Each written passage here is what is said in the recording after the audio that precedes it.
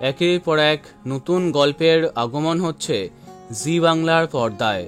যেমনটা তোমাদের অনেক আগেই জানিয়েছিলাম যে জি বাংলাতে এবার এক ত্রিকোণ প্রেমের গল্প আসছে, যেখানে প্রধান চরিত্রে দেখা যাবে মৈনাক ব্যানার্জি, অরুণিমা হালদার এবং অনিন্দ চ্যাটার্জিকে।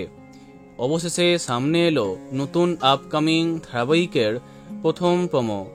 আসছে কাজল নদীর জলে, যেখানে দেখা যাচ্ছে নায়িকার সাথে মৈনাকের কলেজে পড়াকালীন একটা সম্পর্ক ছিল। সে খুব ভালো গান গাইতো, কিন্তু হঠাৎ সব এলোমেলো হয়ে যায়। অনিন্দর সাথে বিয়ে হয়ে যায় গল্পের নায়িকার। তারপরে বিয়ের বাসরে তার সেই চেনা গলার গান শুনে সে ছুটে যায়। তারপরে জানতে পারে তার সেই কলেজ লাইফের প্রেম এই বাড়ির অন্যতম একজন সদস্য, কিন্তু এখন সে অন্য কারো স্ত্রী। বোঝাই যাচ্ছে বেশ জমবে গল্প। তবে প্রোমোর সাথে টেলিকাস্ট টাইমটাও জানিয়ে দিল কর্তৃপক্ষ। যেমনটা বলেছিলাম, আবার দুপুর বেলাতেই দেয়া হলো এই ধারাবাহিককে।